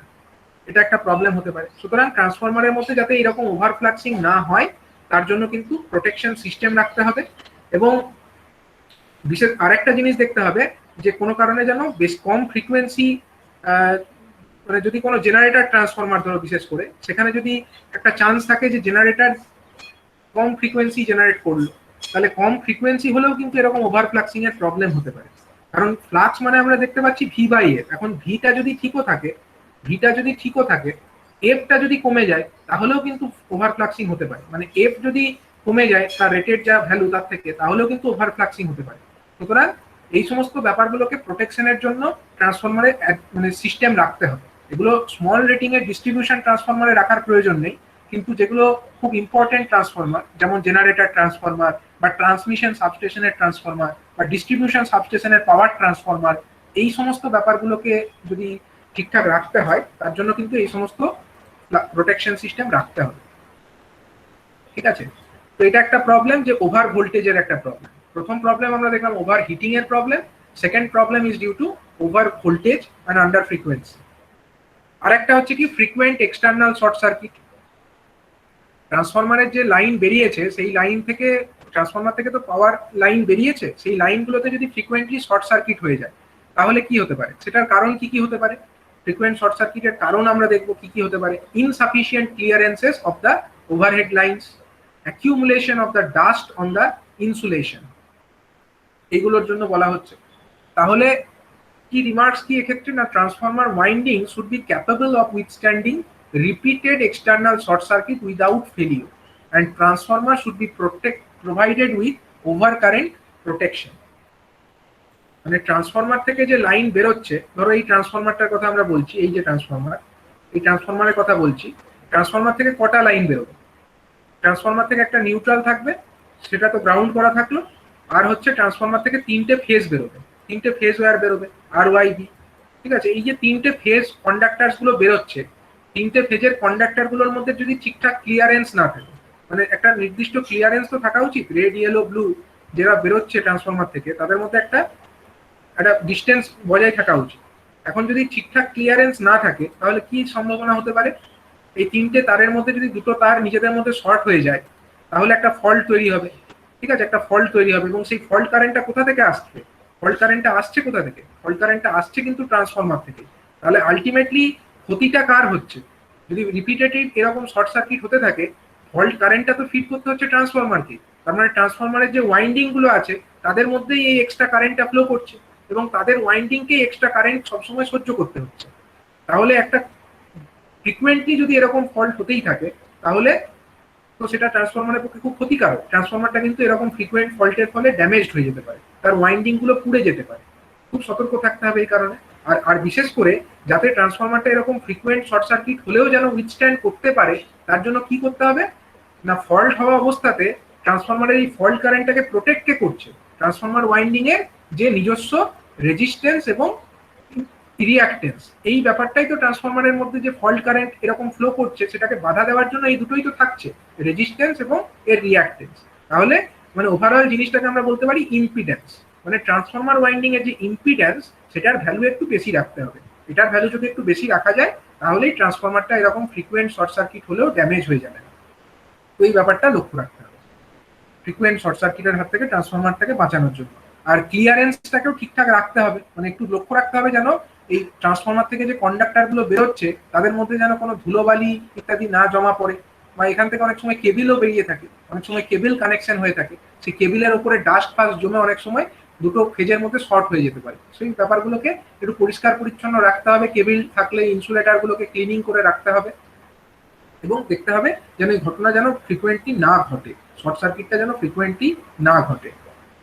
And short circuit between the adjacent turns, usually high voltage windings, এটার কারণ কি হতে পারে, দুটো অ্যাডজাসেন্ট টার্নের মধ্যে কি কারণে শর্ট সার্কিট হতে পারে, মানে ট্রান্সফরমারের যে কয়েল, সেই কয়েলের মধ্যে তো অনেক টার্ন থাকে, ট্রান্সফরমার ওয়াইন্ডিং এর মধ্যে যে কয়েলস গুলো আমরা দেখতে পাচ্ছি সেই কয়েলের মধ্যে অনেক টার্ন আছে, এরকম টার্ন থাকে তো ট্রান্সফরমার কয়েলের মধ্যে। সেই কয়েলগুলোর মধ্যে ইন্টার টার্ন শর্ট সার্কিট, মানে একটা টার্নের সঙ্গে আরেকটা টার্ন শর্ট হয়ে গেল, এই ধরনের শর্ট সার্কিটকে বলা হয় ইন্টার টার্ন শর্ট সার্কিট। ঠিক আছে? এটা বিশেষ করে হাই ভোল্টেজ সাইডে হয়ে থাকে। তো এটার কারণ কি, এটা হচ্ছে sharp corners of the conductors cutting into insulations. মানে এই যে কন্ডাক্টার্স গুলো থাকছে হাই ভোল্টেজ সাইডে হোক বিশেষ করে, সেখানে কন্ডাক্টার গুলোর মধ্যে যে ইনসুলেশনসটা আছে সেই ইনসুলেশনস গুলো কেটে যাচ্ছে। ইনসুলেশন কেটে গেলে এরকম শর্ট সার্কিট হয়ে যাবে। এবং হাই ভোল্টেজ সাইডে যে কন্ডাক্টার, বিশেষ করে হাই ভোল্টেজ সাইডের কন্ডাক্টার গুলো কি হবে, হাই ভোল্টেজ মানে সেখানে কারেন্টের অ্যামাউন্টটা একটু কম, তাই না? যেটা হাই ভোল্টেজ সাইড সেদিকটা একটু কন্ডাক্টার গুলো কারেন্টের অ্যামাউন্টটা কম থাকে। কারেন্টের অ্যামাউন্ট কম মানে সেখানে আমরা একটু পাতলা থিন একটু কন্ডাক্টার আমরা ইউজ করে থাকি। তো সেগুলোর মধ্যে এরকম ইনসুলেশনস গুলো ড্যামেজ হয়ে যাওয়ার একটা চান্স থাকে, এবং সেক্ষেত্রে ইনসুলেশন ড্যামেজ হলেই একটা টার্নের সঙ্গে আরেকটা টার্ন শর্ট হয়ে যেতে পারে। আরেকটা কারণে হতে পারে ময়েশ্চার ইন দ্য অয়েল, মানে ট্রান্সফরমারটাকে ইনসুলেশন পারপাসে এবং কুলিং পারপাসে যে অয়েল রাখা থাকে সেই অয়েলের একটা পার্টিকুলার বিডিভি ভ্যালু থাকা উচিত, ব্রেকডাউন ভোল্টেজের একটা পার্টিকুলার ভ্যালু থাকা উচিত। এবার সেটা মধ্যে যখন ময়েশ্চার ঢুকে যায় অয়েলের মধ্যে, যেটা ঢোকা উচিত নয়, ময়েশ্চার যদি বাই চান্স ঢুকে যায় তাহলে কিন্তু তার অয়েলের ইনসুলেশন কোয়ালিটিটা ডিটোরিয়েট করে, এবং তার ফলেও এরকম ইন্টারটার্ন শর্ট সার্কিট ঘটতে পারে। ফ্লাকচুয়েটিং লোডস, যে ধরনের ট্রান্সফরমারের লোডটা খুব বেশি ফ্লাকচুয়েট করে, মানে এই এক লোড আরেক মুহূর্তে আরেক লোড, বিশেষ করে যেগুলো ইন্ডাস্ট্রিতে ইউজ হয়, বিশেষ করে যেগুলো ফার্নেস জাতীয় অ্যাপ্লিকেশনে ইউজ করা হয়, ইলেকট্রিক আর্ক ফার্নেস জাতীয় অ্যাপ্লিকেশনে, সেখানে যে ট্রান্সফরমার ইউজ করা হয় তাদের লোডসগুলো কিন্তু হেভি ফ্লাকচুয়েট করে, মানে প্রতি মুহূর্তে লোড ফ্লাকচুয়েট করছে। এরকম ফ্লাকচুয়েটিং লোডের যদি ট্রান্সফরমার থাকে সেখানে কিন্তু এরকম short circuit between the winding সেটা হওয়ার একটা হাই চান্স থাকে। এবং আরেকটা কারণে হতে পারে যে ট্রানজিয়েন্ট ওভার ভোল্টেজ, সিস্টেমের মধ্যে যদি একটা স্বল্প সময়ের জন্য একটা ওভার ভোল্টেজ চলে আসে। এই ট্রানজিয়েন্ট ওভার ভোল্টেজ এটা অনেক কারণেই হতে পারে, ন্যাচারাল কারণেও হতে পারে যেমন লাইটেনিং, অথবা আমাদের সুইচিং অপারেশনের জন্যও হতে পারে। সুইচিং অপারেশনের জন্য এরকম ওভার ভোল্টেজ আসতে পারে, এবং তার ফলে কিন্তু এই শর্ট সার্কিট ক্রিয়েট হতে পারে। তো এরকম ইন্টারনাল শর্ট সার্কিট সেগুলো কিন্তু আমাদের ডিটেক্ট করবার জন্য ওভার কারেন্ট রিলে বা আর্থ ফল্ট রিলে কিন্তু এটা ডিটেক্ট করতে পারবে না। ইন্টারনাল যদি এরকম শর্ট সার্কিট হয়ে যায় দুটো ফেজের মধ্যে, মানে দুটো টার্নের মধ্যে, ইন্টার টার্ন শর্ট সার্কিটকে কিন্তু আমাদের ওভার কারেন্ট রিলে সেন্স করতে পারে না, আর্থ ফল্ট রিলে সেন্স করতে পারে না। তো তাদেরকে সেন্স করবার জন্য থাকে একটা বুখোলজ রিলে। এই বুখোলজ রিলে সিস্টেম ইনস্টল করতে হবে, এবং বুখোলজ রিলে সিস্টেমটা কি করে, যখনই এরকম ইন্টার টার্ন কোনো শর্ট সার্কিট হয় তখনই এরকম ইন্টারটার্ন শর্ট সার্কিটের জন্য যে জায়গায় ইন্টারনাল শর্ট সার্কিট হচ্ছে সেই জায়গাকার অয়েলটা কি হয়, অয়েলটার যে কম্পোনেন্ট সেগুলো ব্রেক করে যায়, এবং তার ফলে কিছু গ্যাসিয়াস এলিমেন্টস তৈরি হয়, এবং সেই যে গ্যাসিয়াস এলিমেন্টস সেগুলো হচ্ছে হালকা হয়, লাইট ওয়েট হয়, এবং সেগুলো হচ্ছে উপর দিকে যেতে চায়, এবং সেটা ওই ট্রান্সফরমারের মেন ট্যাঙ্ক থেকে থ্রু দ্য পাইপ এটা চলে যায় ট্রান্সফরমারের কনজারভেটর ট্যাঙ্কে। এবং এই যে রাস্তা, সেই রাস্তাতে কনজারভেটর ট্যাঙ্ক এবং মেইন ট্যাঙ্কের মধ্যে যে রাস্তা, সেই রাস্তাতে এক জায়গায় বুখোল জিগলি লাগানো থাকে, এবং সেই বুখোল জিগলে ব্যাপারটাকে সেন্স করে এবং সেন্স করে অপারেট করে, এবং ট্রান্সফরমারটাকে সার্কিট ব্রেকারটাকে ট্রিট করিয়ে দেয়, মানে ট্রান্সফরমারের সার্কিট ব্রেকার অফ হয়ে যায়। তখন আমরা ইন্টারনাল শর্ট সার্কিটটাকে আইডেন্টিফাই করবার চেষ্টা করি। ঠিক আছে, তো এই ব্যাপারটা একটা কারণ যেটা ফ্রিকোয়েন্টলি হয়। তো এই ট্রাবলটা কিন্তু মাঝে মধ্যেই আসে, যে ইন্টারটার্ন শর্ট সার্কিট, এই ব্যাপারটা ট্রান্সফরমারের মধ্যে ফ্রিকোয়েন্টলি আসে। আরেকটা হচ্ছে কি ইন্টারনাল শর্ট সার্কিট, এটা কি না sustained overload and insulation failure. Sustain যদি কন্টিনিউ একটা ওভারলোড চলতে থাকে ট্রান্সফরমারের ওপরে, তাহলে কিন্তু একটা শর্ট সার্কিট ইন্টারনালি হতেই পারে, মানে ট্রান্সফরমারের যে ওয়াইন্ডিংস সেই ওয়াইন্ডিংস গুলোর উপরে ইনসুলেশন করা থাকে, ট্রান্সফরমারের কোর এবং ওয়াইন্ডিং এর মধ্যে ইনসুলেশন থাকে, high voltage and low voltage winding এর মধ্যেও ইনসুলেশন থাকে। তো যখনই ওভারলোড পড়ছে মানে কি বেশি কারেন্ট যাচ্ছে, বেশি কারেন্ট যাচ্ছে মানে কি বেশি হিট তৈরি হচ্ছে, বেশি হিট তৈরি হলে কি হতে পারে, ইনসুলেশন গুলো ড্যামেজ হতে পারে, এবং ইনসুলেশন যদি ড্যামেজ হয়ে যায় তাহলে কি হতে পারে, শর্ট সার্কিট হতে পারে, এবং সেই শর্ট সার্কিট থেকেই কিন্তু আমাদের একটা ইন্টারনাল শর্ট সার্কিটটা একটা ফল্ট যেটা ফ্রিকোয়েন্টলি কিন্তু ট্রান্সফরমারের মধ্যে হতে পারে। তার জন্য দেখতে হবে ট্রান্সফরমারে লোড যেন বেশি না করে, এটা লক্ষ্য রাখতে হবে অপারেটরকে। And fault in the tap changer, এর জন্য শর্ট সার্কিট হতে পারে। Failure in the end rings of the coil due to over voltage surge, হঠাৎ করে একটা ওভার ভোল্টেজ সার্জ চলে এলো এবং তার জন্য যে কয়েলের এন্ডগুলো সেগুলো শর্ট হয়ে গেল, হতেই পারে ইনসুলেশন গুলো পাংচার হয়ে গিয়ে দুটো ফেজের মধ্যে শর্ট হয়ে গেল, ওভার ভোল্টেজের কারণে হতে পারে। Bad shoulder joint causing local overheating and open circuit, যেখানে যেখানে শোল্ডারিং করা আছে কয়েলস গুলোর মধ্যে সেই সোল্ডারিংস গুলো যদি ঠিক মতো না করা থাকে, তাহলে যেখানে উইক সোল্ডারিং মানে ঠিকঠাক মতো কন্টিনিউটি পাচ্ছে না, সেখানটায় জায়গাটা কি হবে, স্পার্কিং হবে, সেখানটা গরম হবে এবং তার জন্য ওপেন সার্কিট হয়ে যেতে পারে। এটা একটা internal fault, internal open circuit, actually এটা শর্ট সার্কিটের মধ্যে বলা ভুল হবে, এটা internal fault. And ageing of the insulation, abrasion of the insulation resulting internal short circuits. ঠিক আছে, মানে যদি ইনসুলেশন গুলোর তো একটা লাইফ আছে, ইনসুলেশন তো আর দীর্ঘ সময় চলবে না। একটা ট্রান্সফরমার ইনসুলেশন কোনো রিপেয়ারিং না করে হয়তো ম্যাক্সিমাম 20 বছর কি 25 বছর চলতে পারে, তারপরে তো আস্তে আস্তে তার বয়সজনিত কারণে ইনসুলেশনের কোয়ালিটি খারাপ হবে। ঠিক আছে, তখন তাকে রি ইনসুলেট না করে তাকে কিন্তু আর চালানো সম্ভব না, এবং ইন্টারনাল শর্ট সার্কিটের একটা কারণ হয়ে দাঁড়াতে পারে এটা। তো এই ইন্টারনাল যে শর্ট সার্কিট বা ওপেন সার্কিট, এই ব্যাপারগুলোকে আইডেন্টিফাই করবার জন্য কি থাকে না, ওভার কারেন্ট প্রোটেকশন, যেটা এক্সট্রা যদি দুটো ফেজের মধ্যে যদি শর্ট হয়, ওভার কারেন্ট প্রোটেকশন আমার সেটাকে সেন্স করে দেবে, ট্রান্সফরমারের সার্কিট ব্রেকারকে অফ করিয়ে দেবে। যদি একটা ফেজের সঙ্গে আর্থের মধ্যে শর্ট হয়, তাহলে আমাদের আর্থ ফল্ট প্রোটেকশন কাজ করবে। এবং ট্রান্সফরমারের মধ্যে ইন্টারনাল যদি কোনো ফল্ট হয় বিশেষ করে, সেইটার জন্য থাকে কি আমাদের ডিফারেন্সিয়াল প্রোটেকশন। ডিফারেন্সিয়াল প্রোটেকশন এটা হচ্ছে স্পেশাল এক ধরনের প্রোটেকশন, যেটা আগের সেমিস্টারে আমরা সুইচ গিয়ার প্রোটেকশনের ডিটেলে পড়েছি। এর মাধ্যমে ইন্টারনাল কোনো ফল্ট যদি ট্রান্সফরমারের মধ্যে হয়, তাহলে এই প্রোটেকশন কাজ করে। বিশেষ করে ইন্টারনাল প্রোটেকশনের জন্যই এই প্রোটেকশন সিস্টেম লাগানো হয়, কোনো এক্সটার্নাল ফল্টের জন্য কিন্তু ডিফারেন্সিয়াল প্রোটেকশন কাজ করে। তো এই ব্যাপারগুলোকে দেখতে হবে যে বিভিন্ন ধরনের ট্রাবলস যেগুলো ট্রান্সফরমারের মধ্যে আসতে পারে এবং তার জন্য কি কি কারণ হতে পারে এবং তার পরিপ্রেক্ষিতে কি ব্যবস্থা নেওয়া যেতে পারে। আর একটা প্রবলেম হতে পারে ট্রাবল এটা, যে ময়েশ্চার ইন দা অয়েল, অয়েলের মধ্যে যদি প্রচুর ময়েশ্চার ঢুকে যায়, তার জন্য কি কারণ কি হতে পারে। Moisture of the oil while filling, মানে যখন ট্রান্সফরমারে তেল ভরা হয়েছে তখনই তার মধ্যে ময়েশ্চার ঢুকে যেতে পারে, এটা একটা কারণ। তাহলে তেল ভরবার আগেই কিন্তু বিডিবি চেক করে নিতে হবে। যে কোনো ট্রান্সফরমার তাতে নতুন করে অয়েল ফিলিং করবার সময় তাতে কিন্তু তার বিডিবি অবশ্যই চেক করে নিয়ে তারপরে সেটাকে ঢালতে হবে, এবং সেই অয়েলের কিন্তু সমস্ত প্যারামিটারগুলোকে ভালো করে চেক করে নেওয়া উচিত। তার মধ্যে কত ময়েশ্চার আছে, তার মধ্যে ডিজলভ গ্যাস কিছু আছে নাকি, সমস্ত কিছু অ্যানালিসিস করে তারপরেই নতুন ট্রান্সফরমারে তেল ভরা উচিত। ব্রিদার স্যাচুরেটেড, এটাও একটা কারণ হতে পারে। মানে ট্রান্সফরমারে যে সিলিকা জেল ব্রিদার থাকে, সেই ব্রিদারের মাধ্যমেই তো ময়েশ্চার অ্যাবজর্ব করে নেয়।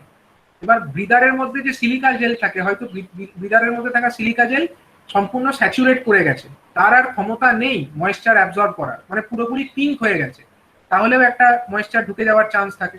তাহলে সেই আরেকটা কারণ হতে পারে কি ডিফেক্টিভ সিলস। ট্রান্সফরমারের যে সিলস গুলো থাকে, যেখান দিয়ে ট্রান্সফরমার থেকে অয়েল না বেরোতে পারে তার জন্য সিল করা থাকে, ট্রান্সফরমার ট্যাঙ্কের ওপরে করা থাকে গ্যাসকেটের মাধ্যমে। তো ওই গ্যাসকেট গুলো যদি কোনো কারণে ড্যামেজড হয়ে যায়, তাহলে ব্রোকেন যদি হয়ে যায় সিলস গুলো, বা অয়েল সিলস যেখানে থাকে, সেই বুসিং সিলস থাকে, সেগুলো যদি কোনো কারণবশত ড্যামেজ হয়ে যায়, তাহলেও কিন্তু তেলের মধ্যে ময়েশ্চার ঢুকে যেতে পারে। সেগুলো হচ্ছে ট্রান্সফরমারের অয়েল ময়েশ্চার ঢুকে যাওয়ার একটা কারণ। তাহলে কি করতে হবে না, ট্রান্সফরমার অয়েলের মধ্যে ময়েশ্চার ঢুকে গেলে অয়েলটাকে ফিল্টার করতে হবে। ফিল্টার কিভাবে করতে হয় আমরা আগেই দেখেছি, আগের চ্যাপ্টারে আমরা দেখেছি সেন্ট্রিফিউগাল ফিল্টার এবং স্ট্রিম লাইন ফিল্টার, এগুলো আমরা অলরেডি সেগুলোকে ডিসকাস করেছি মেথডস গুলো। আর যাতে সিলিকা জেল যাতে স্যাচুরেট না করে, তার জন্য মাঝে মধ্যেই সিলিকা জেলকে রিপ্লেস করে দিতে হবে। যেই দেখবো সিলিকা জেল নীল থেকে পিঙ্ক হয়ে গেছে, অমনি সিলিকা জেল চেঞ্জ করে দিতে হবে। And transformer should be dried out, মানে ট্রান্সফরমারটাকে একদম ড্রাই রাখতে হবে। ঠিক আছে, মানে ট্রান্সফরমারটাকে ড্রাই আউট করে দিয়ে তার মধ্যে আবার রিফিলিং করতে হবে, ফিল্ট্রেশন করে আবার নতুন করে রিফিলিং করতে হবে। এবং ট্রান্সফরমারের মধ্যে থেকে যেন কোনোভাবেই এই সমস্ত লিকেজ না হয়, তার জন্য গ্যাসকেট যদি চেঞ্জ করার প্রয়োজন হয়, সেই গ্যাসকেটও চেঞ্জ করে দিতে হবে। এই ডিফেক্টিভ সিলস যেখানে যেখানে আছে সেগুলোকেও নতুন করে রিসিলিং করে দিতে হবে। আরেকটা ট্রাবল ট্রান্সফরমারের মধ্যে হয়, যেটা হচ্ছে rapid deterioration of the oil. মানে ট্রান্সফরমার অয়েলের কোয়ালিটি বলতে কি, তার ব্রেকডাউন ভোল্টেজ, সেটা কোয়ালিটিটা খুব তাড়াতাড়ি ডিটোরিয়েট করছে। এর কারণ কি হতে পারে? এর কারণ হতে পারে এক্সেসিভ ওভারলোডিং, ট্রান্সফরমারের উপরে খুব লোড চাপানো হয়েছে, তার জন্য ডিটোরিয়েট করতে পারে। প্রেশার অফ ময়েশ্চার, মানে খুব বেশি ময়েশ্চার ঢুকে গেছে, তার জন্য কোয়ালিটি ডিটোরিয়েট করতে পারে। And poor quality of oil, মানে ট্রান্সফরমারের মধ্যে যে অয়েলটা ভরা হয়েছে সেটা ঠিকঠাক কোয়ালিটির নয়, সেটাকে ঠিকঠাক স্ট্যান্ডার্ড ওয়াইজ কোয়ালিটির যেরকম স্ট্যান্ডার্ডের অয়েল ভরা উচিত সেটা ভরা হয়নি, সেটাও একটা কারণ হতে পারে। তো এটার জন্য কি রিমার্কস না, কজ শুড বি ডিটারমাইন্ড, কি কারণে হচ্ছে ডিটোরিয়েশনটা এত তাড়াতাড়ি সেটাকে আইডেন্টিফাই করতে হবে এবং সেই মতো কারেক্টিভ অ্যাকশন নিতে হবে। And carbon and other conducting particles in the oil, অয়েলের মধ্যে কার্বন এবং অন্যান্য যেগুলো কন্ডাক্ট করতে পারে এরকম কিছু সাবস্টেন্স মিশে গেছে। তো এগুলো মিশে যাওয়াটা একটা ট্রাবল। কারণ কি, এগুলো হচ্ছে কন্ডাক্ট করে কারেন্টকে, কারেন্টকে যদি কন্ডাক্ট করে তাহলে আর ইনসুলেশনের মানেটা কি হলো? কারেন্ট কন্ডাক্ট না করার জন্যই তো ইনসুলেশন, তার জন্যই তো ট্রান্সফরমারের মধ্যে অয়েল রাখা হচ্ছে যেটা ইনসুলেশনের কাজ করছে। তাহলে এরকম কন্ডাক্টিং কিছু সাবস্টেন্স যদি অয়েলের মধ্যে মিশে যায় সেটা কিন্তু অয়েলের মধ্যে কারেন্টের একটা ফ্লো করার পাথ দিয়ে দেবে। আর কারেন্ট যখনই ফ্লো হবে সেখানে একটা স্পার্কিং হবে এবং অয়েলের মধ্যে স্পার্কিং হলে অয়েলের টেম্পারেচারটা বাড়বে। এবার অয়েলটাকে আমরা রেখেছি তো ঠান্ডা করার জন্য, কুলিং পারপাসে, সেটা নিজেরই যদি তাপমাত্রা বেড়ে যায় তাহলে আর ঠান্ডা কি করবে? সুতরাং এটা ট্রান্সফরমারের পক্ষে খুব ক্ষতিকারক। ট্রান্সফরমার অয়েলের মধ্যে যদি এই সমস্ত কন্ডাক্টিং সাবস্টেন্স মিশে যায় সেটা খুব ক্ষতিকরের কারণ হয়ে দাঁড়াবে। সুতরাং কি করতে হবে না, conducting particles line up on the insulation surface causing reduction of the insulation resistance and failure by tracking. So transformer needs overhauling. ট্রান্সফরমারের সম্পূর্ণ ওভারহলিং করার দরকার আছে এই পরিস্থিতিতে। মানে ট্রান্সফরমারের সমস্ত ওয়াইন্ডিংস কোর সেটাকে রিঅ্যাসেম্বল করতে হবে, মানে খুলে বার করে পুনরায় রিঅ্যাসেম্বল করতে হবে, নতুন করে তাতে তেল ভরতে হবে। এই প্রসেসটা করতে হবে যদি ট্রান্সফরমার অয়েলের মধ্যে এত কিছু ইম্পিউরিটি মিশে যায়। কারণ স্বাভাবিকভাবে এই সমস্ত ইম্পিউরিটি থাকলে সেটা একটা কারেন্ট কন্ডাকশনের পাথ দিয়ে দেবে এবং তার জন্য সেখান দিয়ে কারেন্ট যেই ফ্লো করবে তখন সেটা একটা ট্র্যাকিং সৃষ্টি করবে, একটা ট্র্যাক ফরমেশন করবে এবং তার থেকে কিন্তু সমস্ত ট্রান্সফরমারের ওয়াইন্ডিং ড্যামেজ হয়ে যেতে পারে এবং ট্রান্সফরমারটার একটা পার্মানেন্ট ফেলিওর হয়ে যেতে পারে। সুতরাং এগুলো যদি ধরা পড়ে ইনিশিয়াল স্টেজেই ট্রান্সফরমারটাকে ওভারহলিং করে ফেলতে হবে, তাতে ট্রান্সফরমারটা কিছুদিন চালানো যেতে পারে। ঠিক আছে, এই টপিকগুলো আজকে আমরা দেখলাম যে বিভিন্ন ধরনের ইকুইপমেন্টস, তার মধ্যে কি কি পদ্ধতিতে ট্রাবল শুটিং করা যেতে পারে। আর কিছু সামান্য টপিকস পড়ে থাকলো, এটা আমরা নেক্সট ক্লাসে দেখব।